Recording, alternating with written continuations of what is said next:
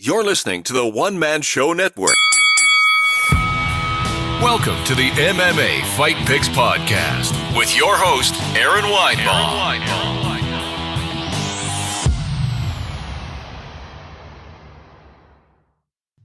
Hey kids, welcome to the MMA Fight Picks Podcast. I'm your host, Aaron Weinbaum, and today I will be picking fights with James Lynch of Score MMA. If you are on the Periscope, feel free to chime in and help us pick fights. If you're on YouTube, feel free to hit subscribe. And if you are getting a sneak peek on the Rockfin, thanks for endorsing me. James, what's happening, man?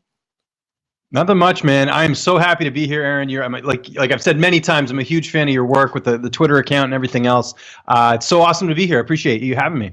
Yeah, man. Super excited to have you as well. I'm a fan of your work. I got to hop in a little bit on your live stream from time to time, which is a lot of fun. I love how you try to answer all your fans' questions. But I do my best. We only have usually on the Monday show it's tough. We got about like 30 minutes left or 15 minutes sometimes, but that's why I like doing the Q&A once a week. So if people miss the questions, then we can get there. Because I'm Canadian, I got to live up to this standard of being polite and very what's the word? Kind of open and oasy to talk to, I guess. So that's a Canada thing, not an America thing, right? I probably, yeah. not to ruin your rep or anything. Well, usually, it's primarily a fight pick podcast, but I got some questions here for you because you're one of the few reporters out there that get paid to cover MMA. I mean, that's your job. I mean, that's your sole job. How did that even come about? Oh, man, we could go way back here.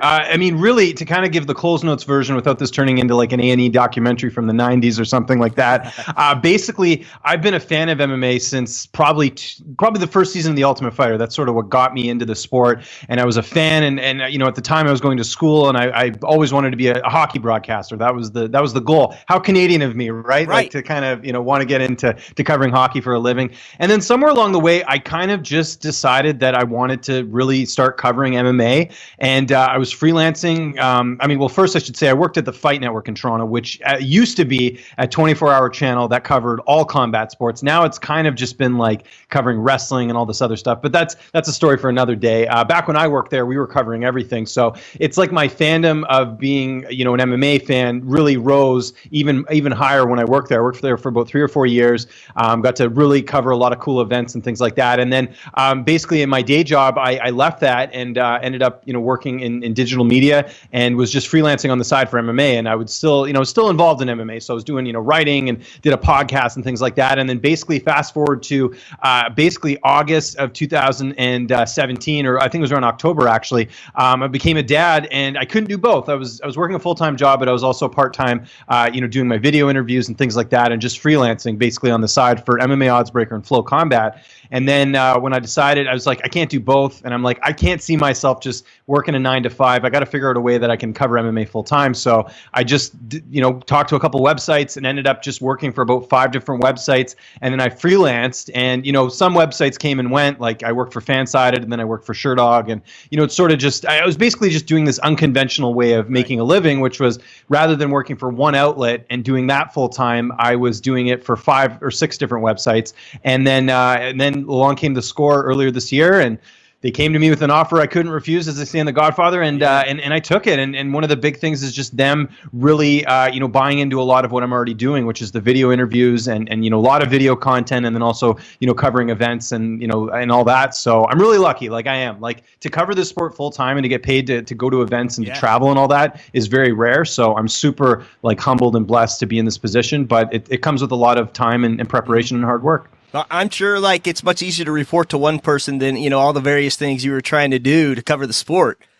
It is, and it isn't I shouldn't say it isn't. It is easier to work for one outlet, especially when I do these podcasts. Like I don't have to say I work for, such and such, and you don't want to leave one of them out or whatever. But it's for me, it's easier to manage stuff, especially financially. Like I used to have an Excel sheet where I'd have to keep track of my monthly income and make sure I'm actually making enough and, doing all the taxes for it. And now I don't have to worry about any of that. It's all in one spot, and it definitely makes things a lot easier. But as far as my day to day, it's about the same. Both were busy. busy, but I mean, this job's keeping me busy too, but in a good way. I'm learning a lot and really doing a lot of different stuff now. It's been great. Yeah. So you made me feel old the other day, and by no intention whatsoever of yours, you were, on your podcast, someone asked me a similar question, and you said, really, you got into it after watching Tough One, the Forrest Griffin, Stephan Bonner season. And so I'm like, what? Because that wasn't very long ago to me. And I think I was in my 30s at the time. And when I think back to when I started watching the UFC, it was my buddies saying, hey, let's go rent UFC 1 at Blockbuster, back in the 90s. So it's just crazy how far along the sport has come. And when I first started watching it, they weren't true mixed martial artists. They were one discipline. And now you have kids, that grew up like Rory McDonald that trained from the beginning of time, all aspects of mixed martial arts. So that's just crazy. And I'm so glad, there's some new blood coming with the evolution of the sport like yourself. Well, thank you. I'm glad to be part of that new blood. It's funny because back then we were called tough noobs, right? That was the whole saying about how, you don't know much about anything. Yeah. And to be honest, I think the reason I missed sort of that initial wave of the UFC, the renting the VHS tapes, because that was certainly in my generation. I used to go to the video store all the time. I was a big pro wrestling fan, when I was younger. So I think that sort of eclipsed any sort of interest in the UFC. And actually it was that sort of pro wrestling, some of the aspects of pro wrestling I like, sort of the storylines, was what got me interested in The Ultimate Fighter, because I literally remember sitting in college I was in a house with a couple other guys. We were living, close to campus, and The Ultimate Fighter came on, and it was the episode, if you remember, where Chris Liebman knocked down the door when he was with Forrest Griffin that night when they sprayed water on him. And I'm like, what the hell is this? And then I started watching, and I got really invested in some of the characters on the show, the fighters and everything. And then I started watching the fights, and I was like, this is pretty cool. Yeah. And then that just led to me watching Pride and watching eventually Dream and the UFC, and then from there it was every event I was watching, and it was back in the time, I'm sure you can remember this remember you had a month to look forward to a UFC event. Now it's so tough to keep up with everything. Yeah, it was crazy. And then the Fox deal happened. Well, before that, I guess it was the Spike TV deal, and they had a few fight nights sprinkled here and there, but now it's every week, which is crazy. And I think back to all this stuff, when you mentioned pro wrestling, I guess what got me interested, your guys' side of it, and the behind the scenes, I guess the underground, if you will.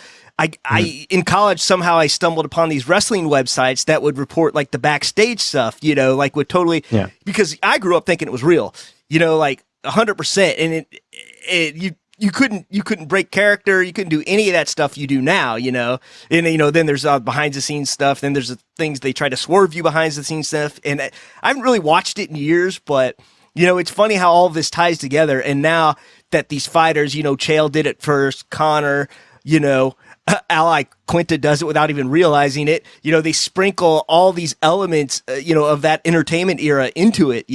Ally Quinta on TV going, boo me, F you. He doesn't even mean it, probably. I mean, he's just speaking from his heart. But, it's all that stuff now that's becoming part of MMA.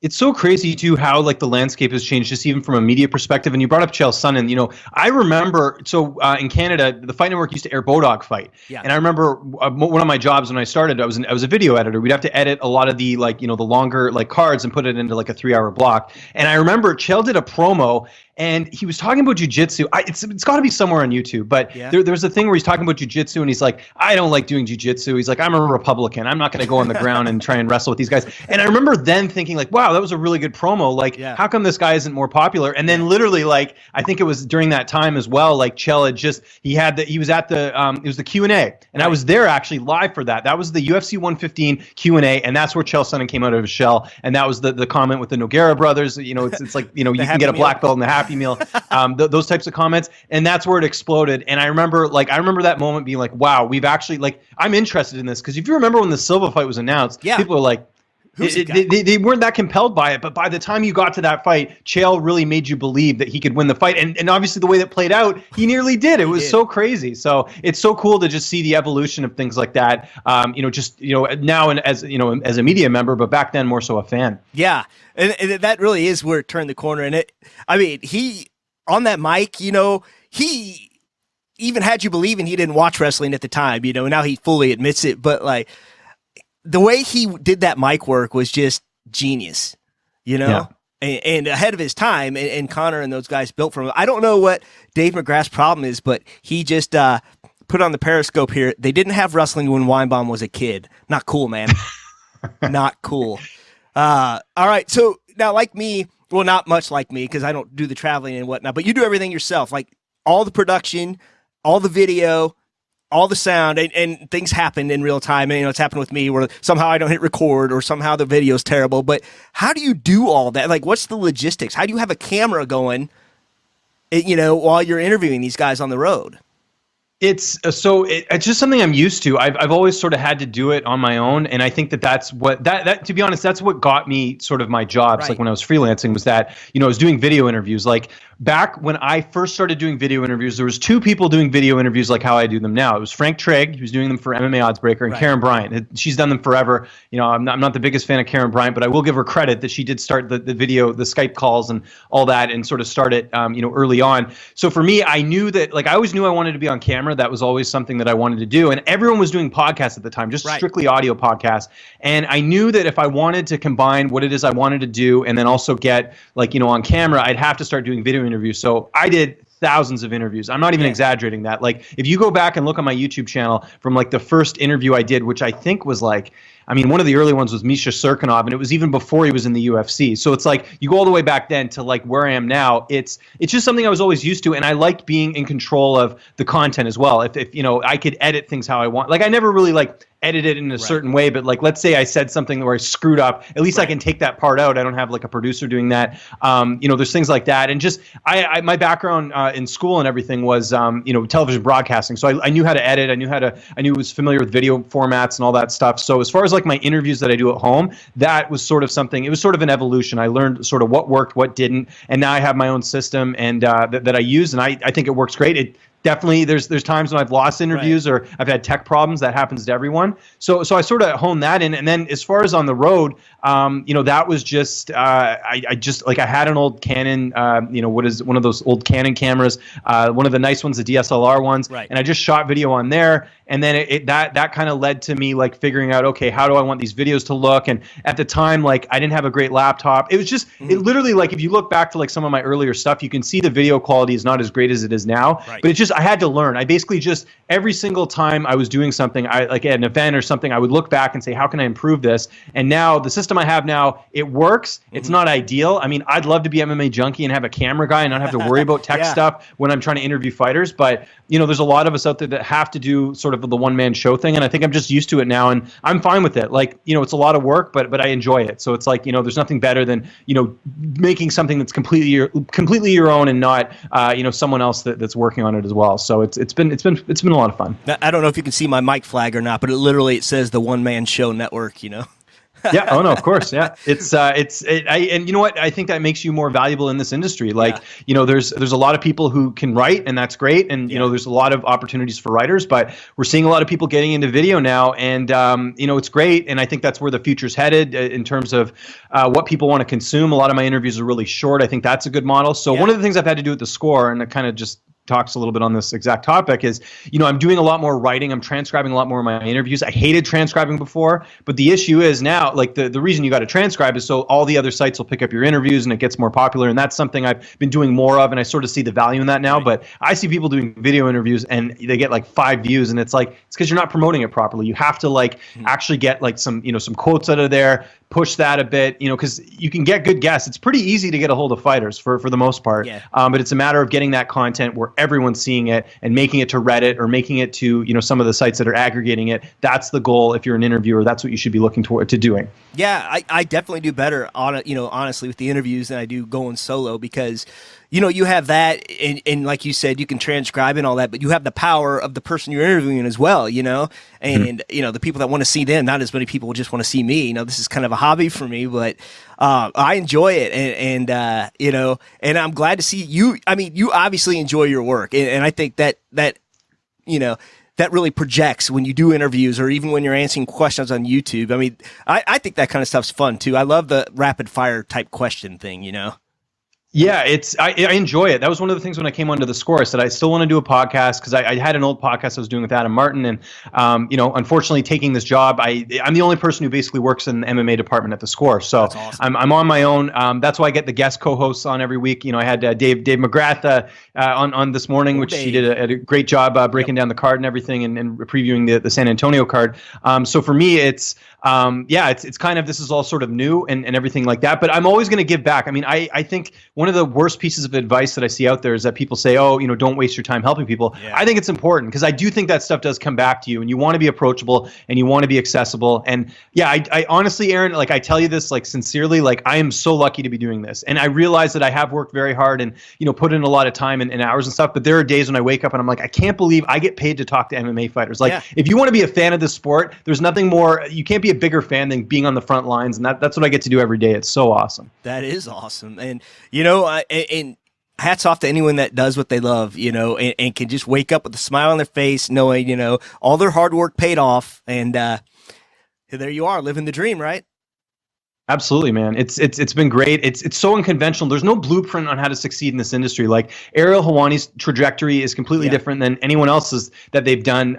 But one of the things you see that's common with a lot of these like top end broadcasters and the top journalists in the industry is they played the long game. I preach this so much. There's so many people that are like, how can I get to be MMA full time? And I asked them, I was like, well, how long have you been covering the sport? They're like, oh, I just started a year ago. I'm like, you're not even close. You got to do those reps. Ariel, to his credit, he started, I remember when Ariel wasn't even a thing. I remember when I first started watching the sport, it was all about Sherdog, the beatdown, with Josh Gross and TJ DeSantis. That was the show. There was no MMA Hour back then. But what Ariel did was he did the video interviews early on, starting with MMA Rated, and then that went to MMA. I think it was AOL Fan House, and then MMA Fighting. Yeah. I think it was all these like evolutions. But people forget that Ariel's been doing this for like 15 years. And Luke Thomas, same thing. Like, say what you want about either of those guys. They played the long game, and that's why they're at where they're at now at the top. The people who try and look for shortcuts, you're not going to succeed. You have to build relationships, not just with the fighters and, really having a good like Rolodex of contacts, but you also have get better, improve. And you have to,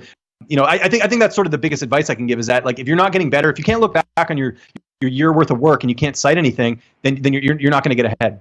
No, not at all. And I remember the first time I saw Ariel, it was UFC 100. I was looking just for stuff on because it was so intriguing. That's when Brock Lesnar goes, I'm going to, drink Coors Light, not Bud Light, and, made some crude comment about his wife. And so I'm just looking for stuff on the internet, like, what, did he get in trouble for this? What's going on? Then all of a sudden I see this guy in some goofy shoes interviewing, I can't remember who even interviewed at the time, and he totally had the backstage scoop. I saw this camera I'd never seen before, didn't say UFC, and there it was. It was Ariel Helwani. It was the first time I saw Ariel Helwani, getting that interview like that nobody else was going to get. And there it was. Yeah, I was hooked. All right. Absolutely, and it's very cool to just see like I said, the evolution, like to get on ESPN. I mean, that's huge. I mean, the fact that this is now somewhat mainstream, being on a major network, I think it just goes to show the growth of not just the sport in general, but just the media as well. Seeing all these new opportunities, it's a really cool time right now in the industry, just to see some of the movement. All right, man. Well, speaking of ESPN, we have a card this week, San Antonio on the big ESPN, not the streaming ESPN. By the way, that's a good question too. How do you feel about the streaming type platform versus, traditional television? Well, I tell this to people all the time. In Canada, it doesn't affect us at all. We don't have ESPN Plus. So everything airs on TSN, and then what doesn't is on Fight Pass. So Fight Pass is just like nothing's changed for us with this ESPN deal. If anything, it's just, sort of been the usual, but let's pretend I am American and I'm getting everything through the streaming app. Like I like the streaming stuff. I wish they would do it more where like if you paid for like the year, you get like a, discounted, whether it's on pay-per-views or whatever. I think they should do more of that, but I don't mind it because that's where everything's headed towards. DAZN, Netflix, you name it. Everything's an app now. It's not, it's not your TV station. So, I think it's good, but I think the UFC trying to monopolize the pay-per-views, that's I don't know what the pay-per-views like if you go to a bar in the States, how are they getting affected with this, the fact they have to do it through ESPN Plus? I have no idea, but I would imagine that's for the old school people, the people who are like, my dad's age, like it's probably difficult to order a pay-per-view if you're in the States because you have to get the app, and that's not everyone's as tech savvy as you think. Well, my issue with it is I kind of live in, kind of out in the country. I got the best internet I can get, but it's the bandwidth is not great. So, my streams break. Sometimes it doesn't play at all, depending on, very, very various aspects. It could be the weather, or there could be an outage, and then I'm done. I have no way to watch it. I don't have phone signal where I live. I rely all internet. But yeah, no, I hear you on that. Yeah, it's tough to like that's, but they have to factor those people in, like as far as everything else. Like they can't just assume that everyone lives in a big city. Well, they don't. I just have to say I don't think they care. With this model, and with this ESPN deal, and that's sad, but it is what it is. All right. Yeah. I said we pick some fights. What are you thinking? Let's do it. Let's do it. Whatever you want to talk about, man. I'm game. All right, man. I think I want to pick the first fight here.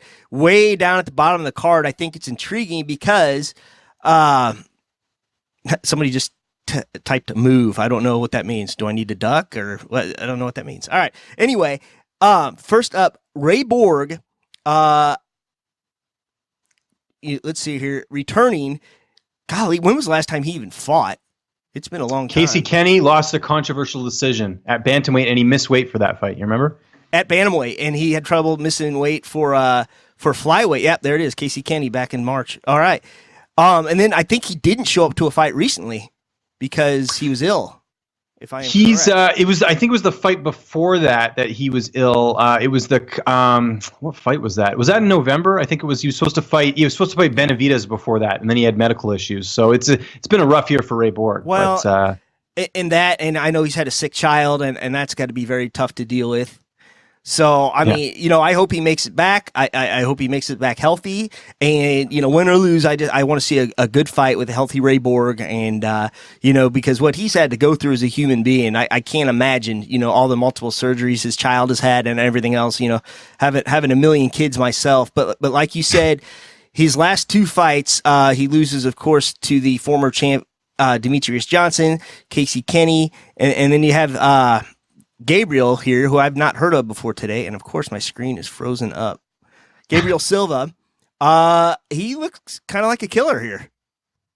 Yeah, it's an interesting match. The first and foremost, and I said this on my podcast this morning, the Score and MMA podcast.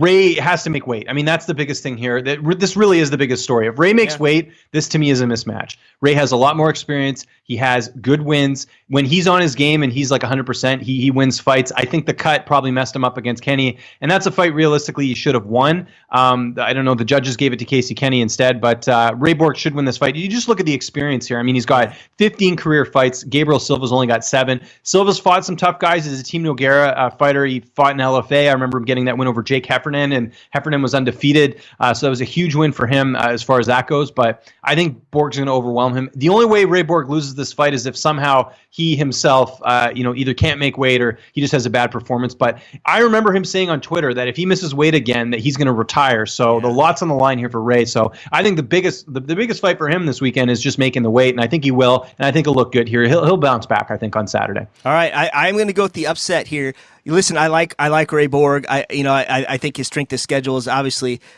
speaks more volumes than Gabriel's, but I'm just going to have to side with what's been happening here with the weight cut problems. And if he makes the weight, who knows if he's going to do it healthily. Look what happened to Aspen Ladd this weekend. It's crazy also. So I'm going to go with the upset, because I think we're going to agree most of the time, and I got to at least disagree with you once or twice here. And we got to talk some smack after the fact, right? Yeah. Like if Silva wins, like I expect some tweets headed in my direction saying, "What were you thinking, Lynch?" All these things. It's important. So. I can do that. I can do that for sure. Next up, Roxanne Modafferi against I don't know why. Oh, Jennifer Maia. What are you thinking? This is a rematch, actually, and Modafferi, if you remember, was supposed to fight Liz Carmouche, but they pulled Carmouche from that fight to fight Valentina. So Modafferi getting this rematch here. I was surprised. I talked about this morning that, Modafferi is actually the underdog right now. She's plus 110. I was looking at the odds here. I thought she looked good. She got a good win over Antonina Shevchenko, who hadn't lost before. Lost the fight before that against Sijara Eubanks, but Eubanks really talented. I just think Modafferi's turned a corner here in that last fight. I think her confidence is riding high, and honestly, she's been a lot more active than Maia as well. So I think Modafferi's gonna pull this off as the underdog. I think she gets a decision here and keeps the momentum going. Yeah, when you see that loss against Sijara Eubanks, let's not forget she missed weight. I don't like that. I don't like that when it counts as a loss like that and it's weighted, on somebody's career. I don't know what state she was in. I don't know how hard she tried to make that last 2 pounds, but here you go. It happens all the time. But at the same time here, Jennifer Maia, she hasn't been fighting slouches. She just beat Alexis Davis. She did lose to Liz Kamarush, but, a lot of people do that. And like I said, she owns that win over Roxanne already via split decision, back in my neck of the woods, Kansas City. I believe that was Invicta.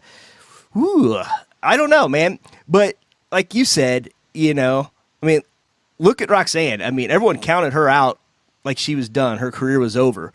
But, I heard you guys talking. I tried not to listen too much at your picks this morning, but, beating, Antonia Shevchenko, big deal. It's a big deal, It is, yeah. And, it's hard for me to think that Roxanne's just not getting better and better, and I think she's going to win this fight also. There you go. We agree on something. Yeah. We got to get one on. We got to get one on here that we agree on. So. We do. All right. Friend of the podcast, Smiling Sam Alvey going against Klidson Abreu. I guess I've not really heard of him before now. Man, Sam's kind of had a rough way to go. That last fight stopped early. That's the first time I saw Sam not smile. But he reeled it in pretty quick. What are you thinking?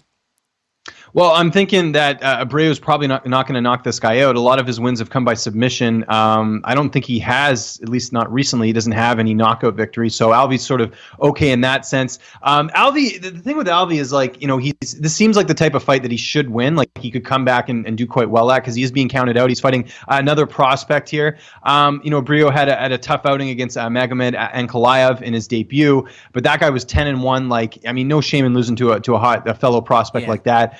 I think Abreu is going to pull this one off. He's younger, he's probably a bit more hungry here. He's got to get a win here. If he loses this, he might get cut. Alvey, he's lost his last 2 fights. He's been stopped. So, where is he right now? What type of fighter are we going to get? Are we going to get the guy who beat John Vellante, or are we going to get the guy who lost a little nog in a fight he shouldn't have lost? So, we'll see. I do lean towards Abreu, but if you guys are betting this fight, I would take Alvey with that underdog money because he's just a guy you can never count out. Yeah. But I got to take. I think the UFC's trying to build up Abreu a bit here. That's why they're doing the matchup. Yeah, I do too, and I don't know how good Alvey's submission defense is. Honestly, but this guy's a submission machine. You're right. His last TKO win was back in 2016.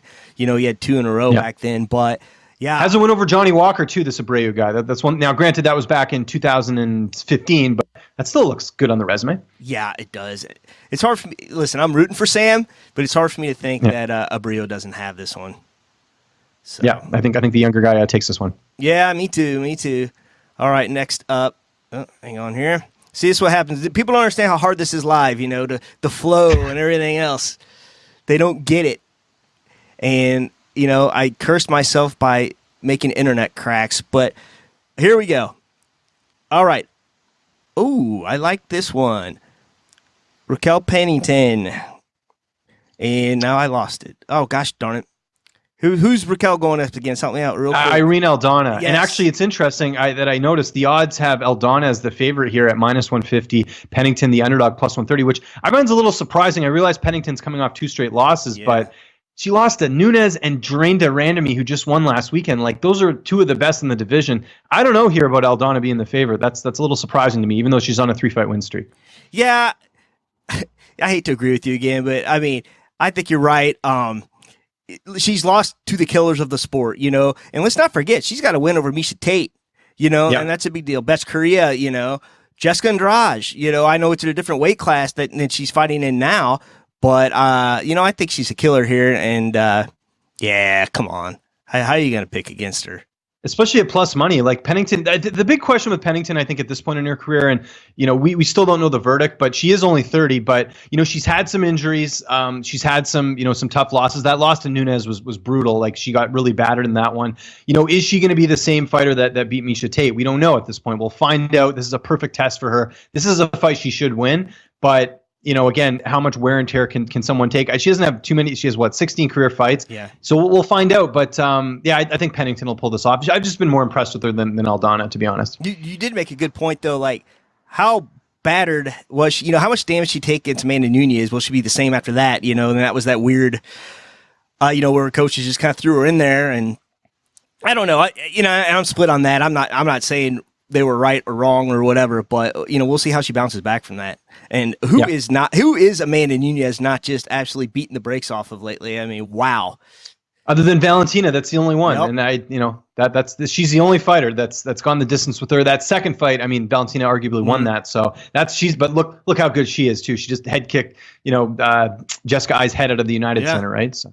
Yeah. I mean, and then look at Amanda head kicking Holly Holm. I mean, that was crazy too. Yeah. So, all right, next up, he's one of my favorite characters here. I mean, you don't hear a lot out of him these days, but Bruce Leroy, Alex Caceres against Steven Peterson. It's no secret Dana White likes this kid. I think that's why he's been around. I mean, you grapple against Kron Gracie.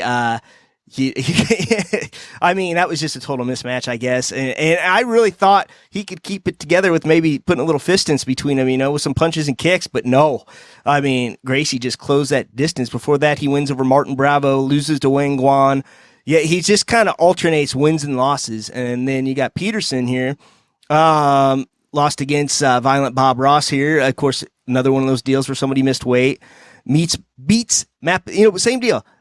Wins and losses, totally alternating here. What are you thinking?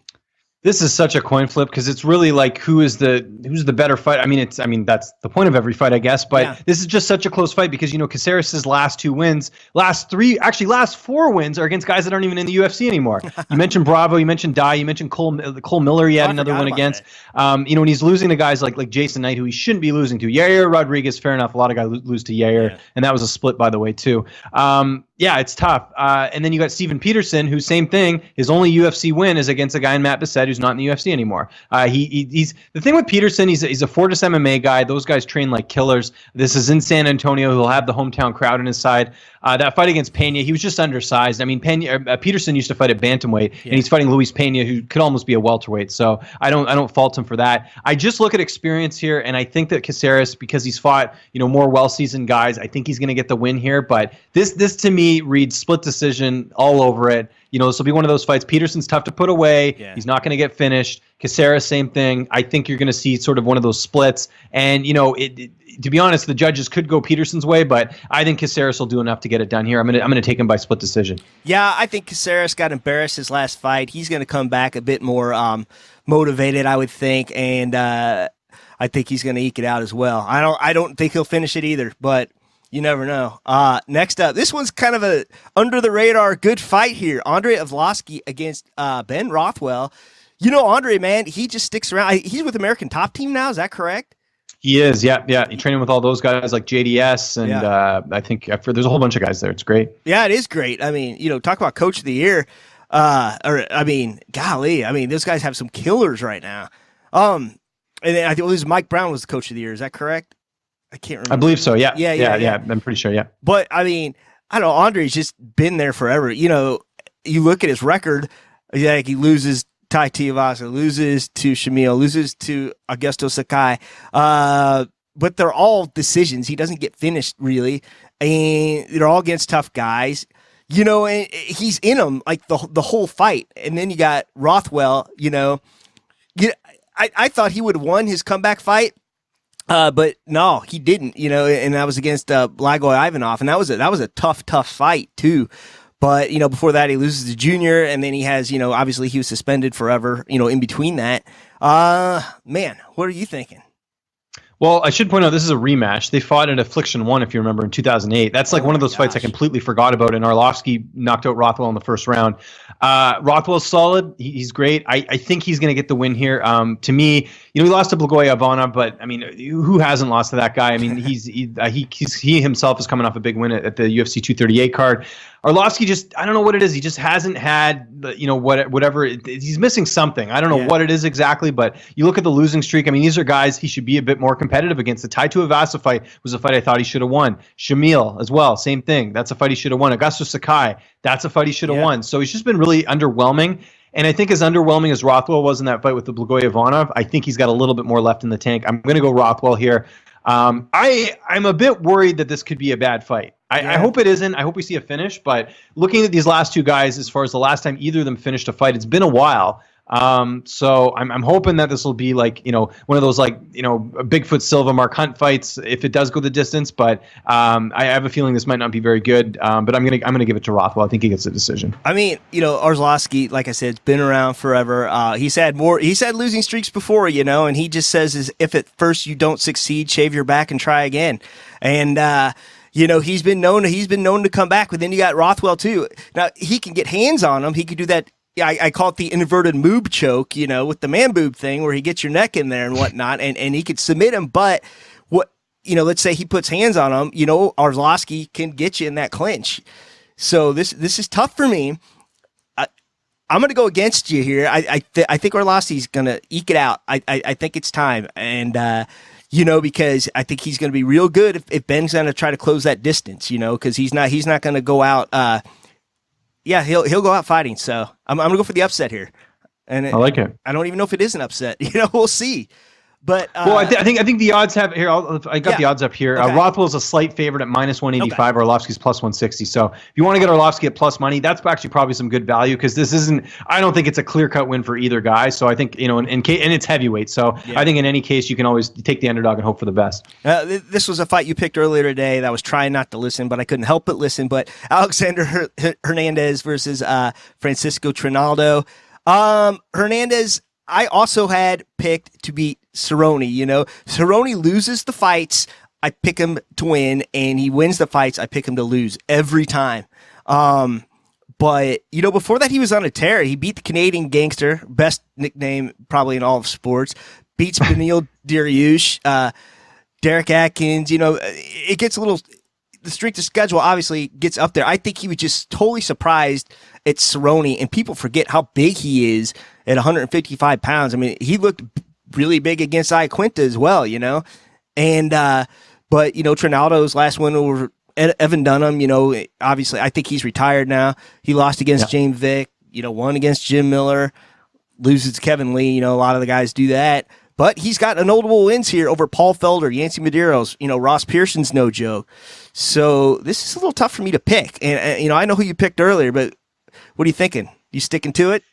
Yeah, I'm sticking to. I can't flip flop. But who would I be if I'm going to flip flop on picks? I like Hernandez, but again, it's not a slam dunk. I do think though, I noticed that like I mentioned this morning. Like he's not doing any interviews. I did see he was on Ariel's show, but he's doing very limited media. So I think he's really honing in on this fight. It's a big opportunity for him. He's a Texas guy. Yeah. This is in his backyard, and fighting in San Antonio. So I really think he's going to rise to the occasion. And I think you're fighting a guy who's 40. Like at some point, Trinaldo's got to hit that wall and not be very good. He's still very dangerous, but. I mean, Dunham's retired, got the win over Miller, has a win over Paul Felder. Now, that was a doctor's stoppage, but he's got some good wins. But I don't know. I just see Hernandez being a little bit too quick for him. But, again, Trinaldo, he surprises. I mean, there's fights that you don't think he's going to win, and he does. So, I think this might be one of those situations where the underdog has the value, but I'm going to pick Hernandez.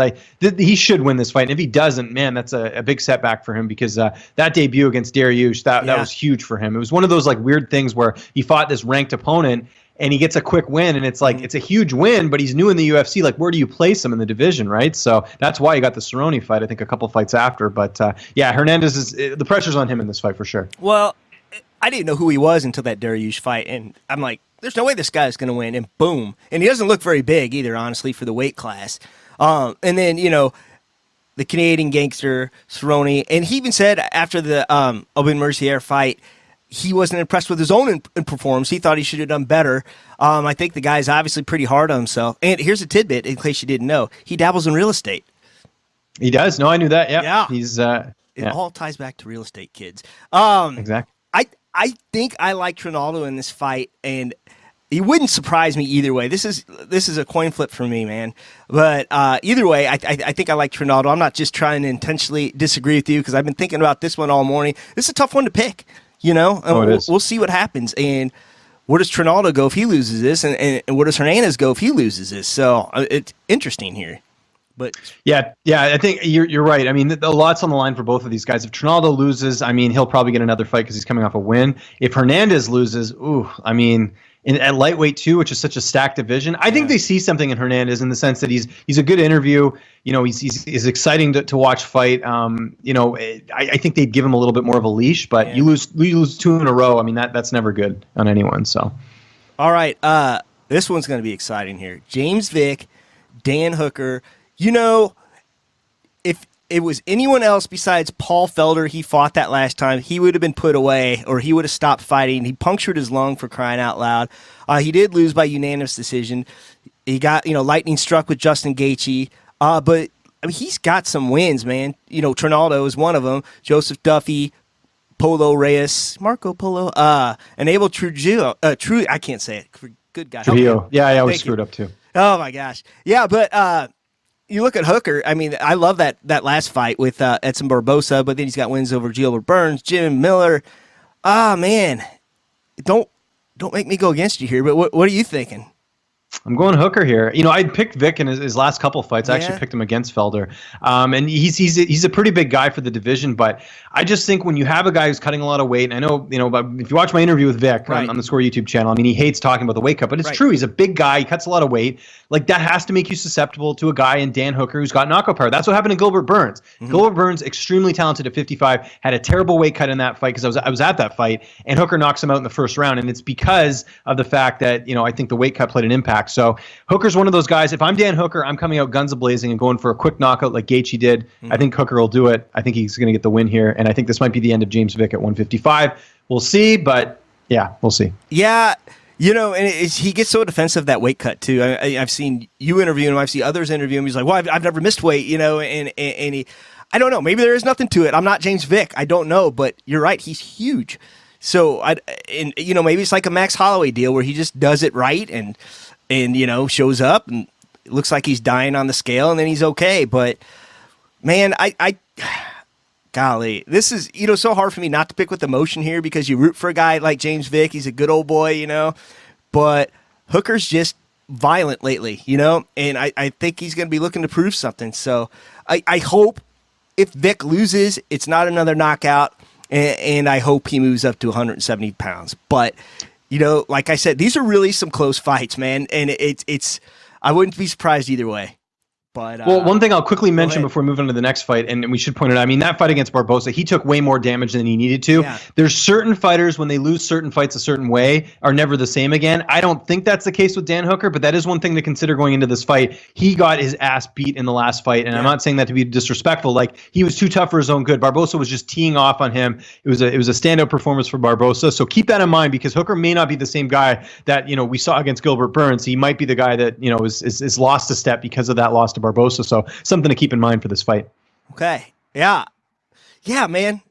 It's just going to be a good one. I'm looking forward to it. Yeah. This is a great card. Yeah. I mean, it really is. Yeah. It really is. And, I kind of ragged on the last card with you. I'm like, it's not really that enticing for me. But what a surprise that card that turned out to be, too. So, you just never know. And God bless the UFC, for putting these on all the time. People say there's too many events, but I love it, man. Yeah. No, I'm with you. I have to watch every weekend, and if I'm not, God bless PVRs, because man, if I had to tape everything or I could only watch it live, I'd be in trouble because I do have, I'm a dad like yourself. Like I got stuff going on the weekends, like this Sacramento card, for example. I watched most of it up until I think the last 3 fights. I PVR'd it, and then I had to have dinner because I'm on the West Coast here, and then I watched it after, and I was all caught up. But I mean, I can imagine for some people it's tough to watch every weekend. Yeah, my family's out of town. I had there was a big golf tournament in town. I had about 20 guys over, and we're gonna watch the fights tonight, and they were over already. I was like, oh, okay, yeah. Sorry, guys. Which is cool. I like some of the earlier card stuff, but all right, this one's a little controversial, because anything with Greg Hardy involved is controversial, I guess, these days against Juan Adams. Now, the last guy, I guess, that he fought, Dmitry Smolyakov, I guess, it looks like Dana may have found him in an Arby's parking lot. I'm not sure. But, it was a total mismatch. But, my thing is that, that loss with Alan Crowder, I know it was an illegal knee or whatnot, but he looks like he was starting to tire. So, I know he's a heck of an athlete, but you go in those deep waters in the UFC for the first time, it's probably different for these guys. But I don't know. What are you thinking? So one of the things is that Juan Adams usually has to an advantage in his fights is that he's the bigger guy. He's a huge heavyweight. He's 6'5". He's got I think an 80-something inch reach, which is just unheard of. Yeah. As far as that goes, but he's got an 81-inch reach. He's 6'5". Greg Hardy's the same size as him. People forget how big Greg Hardy is, so we can throw that out the window. I think, I mean, if I have to pick this fight, I'm going to go Juan Adams. I think he's got a little bit more in terms of the skill set, because Hardy really, you know what he's going to do? He's going to come out and try and knock you out immediately, like 90% of the heavyweights. Yeah. But, what's the rest of his game like? We don't really know. Adams got basically out-grappled in his last fight against Arjun Buller. That was a fight that he was expected to win. He didn't. So we'll see. We haven't really seen Adams chin tested, so we're going to find that out if Greg Hardy can go out there and knock him out. And the other thing is, Juan's wanted this fight, since he fought in LFA, we're talking years ago. So he's been talking a lot, and I don't blame him. I mean, I get people not liking Hardy, and, I've said this many times. When you look at this fight, you got to take Greg Hardy, the person, out of this and look at Greg Hardy, the fighter. Right. There's a lot of pressure on Juan because he talked a lot, and he says he's going to knock him out, and he couldn't wait to get this, and he was surprised to get the opportunity. So now you got to show it. So that's a lot of pressure. With Hardy, people thought he fought a can. I think he doesn't care. I think he's just, whatever. And then, I think the Crowder fight, I think people, I thought he looked a little bit better than people are giving him credit for. But saying that, I think Adams is going to win here. I just think overall his game is better. But man, if Hardy tags him, it could get very interesting. So we'll see what happens. Yeah, I think it's one of those deals. If he catches him, he's going to catch him early. And, I'd like to see what happens when he goes into deep waters, Can he pace himself? Is he just going to keep going the whole time? But, I don't know. I think this is a much tougher fight for Greg Hardy than any fight he's had so far. But I tend to lean on experience here. I like Juan as well. So Juan's gonna want it. That's awful. No, dude, I'm all about those jokes. You're speaking my language here. Thank you. This one's a weird one too. Again, I heard you talking about it, but golly, come on, pull over here. Aleksei here. Where's it at? Oh, I got the wrong. Sorry. No worries. Aleksei Oleinik against Walt Harris. This one is so strange to me, how they're picking it. I think we're forgetting what happened with Walt Harris here, because when he went up against anyone with a little bit of grappling skill, I mean, remember Werdum just absolutely just walked him dry. I mean, it didn't even look close. And gosh dang it. I know it was a long time ago, but gosh, how long ago was that? It was a couple of years ago, because and you have to remember that fight against Werdum. But I am agreeing with you that he clearly has a weakness in his ground game. But if I'm not mistaken, that was a last minute fight because Werdum was supposed to fight someone else. On that. I want to say it was Struve or someone had an issue. I'm gonna check right here. So I thought it might have been Cain Velasquez. It was no, because it was literally a last minute fight. It was no, that was it was hold on, what was it here? It was oh no, you know what, I'm thinking of a different fight. But I feel like Harris, for some reason, it was a short notice. Well, I don't know. I can't figure it out. But it was some sort of fight Werdum was supposed to have, and then Harris got it like at the last minute. It's not showing up here. I don't know why, but I know for a fact that he. Well, oh no, it was Derek Lewis. That's who it was. Remember, Derek Lewis got injured fight night. Okay, that's right. Dang it. I don't know why I was thinking that was the Cain Velasquez pulling out when he said he had a bad back and all that, but I guess not. No, I think he fought. That fight just got scrapped altogether. He didn't fight anyone. Okay. So. Okay. All right. Well, look, listen here. Aleksei just lost to Alistair Overeem. I thought he was going to win that fight. I don't know why. And Overeem showed us why he was Overeem and got him out in round one. But man, he slugged it out with Mark Hunt. This guy, by the way, he fought all the way down at middleweight, right? He even fought Chael Sonnen at 185 pounds. Yeah. Crazy. Yeah. Crazy how much weight some of these guys cut, I guess, And then Walt Harris just had a win. The no contest against Arlovski. Why was that? Oh, he tested I'm trying positive. to remember. I think there was a USADA thing. I think. Yep. I could be wrong. LGD, whatever that is. Yeah, I'm trying to remember what the deal was with that. Actually, you know what? I'll look that up quickly. But to kind of, because I know you're gonna ask me for my pick. Obviously, that's why I'm here. I don't understand why Walt Harris is. I don't know. Did the entire state of Alabama bet on this fight? Because Oleinik opened up as the favorite. Yeah. And for some reason the lines flipped, and I don't get it. I mean, to me, here we go. So the Arlovski win got overturned. due to a positive test for LGD 4033. I'm not Doogie Howser, so I don't know what the terminology is, but it's so something happened there. That's why it's no contest. But yeah, nonetheless, I've just not been that impressed with Walt Harris. Good win in his last fight, great and all that. And I know Oleinik's 42. He's another ATT guy, so he's training with really good high-level heavyweights. We know what he can do. If he gets you to the ground, he'll submit you. Just ask Mark Hunt. Just ask so many other fighters that have been submitted by him. Oleinik's going to win by submission. I don't know why he's plus money. Give me Oleinik. And he's got way more experience. 57. Oleinik has 57 wins. Walt Harris has a total of 19 fights. Wow. Okay, hang on. Charlie H is trying awfully hard to tell us what it is. LGD is SARM. I don't know what that is either. Then he said Lagandrol. I don't know what that is either. But I appreciate you trying to help, buddy. Mm-hmm. For sure. This is a good bet. Like, if I were to bet money, because he's an underdog and I think he's going to win. So, yeah, I think Oleinik as well. Yeah. All right, maybe we'll disagree on this one.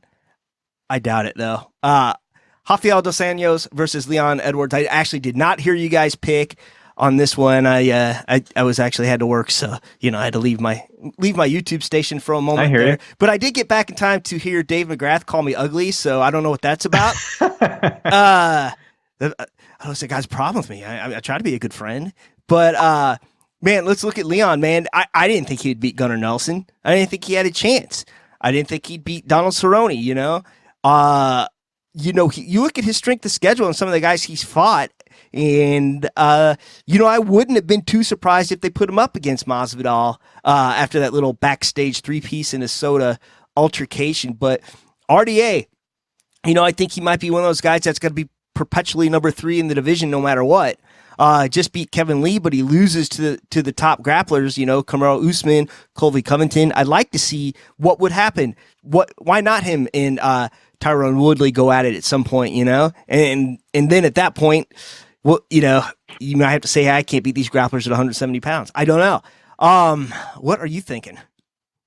I think Edwards takes this one. Yeah. I've just been really impressed with his winning streak. He has wins like over, for example, like Vicente Luque. He's coming off that win over Gunnar Nelson. Like, Dos Anjos looked great in his last fight against Kevin Lee. I'm not taking anything away from that win. I think Kevin Lee hurt himself a lot in that fight in terms of his cardio. He tired in that fight, and Dos Anjos took advantage.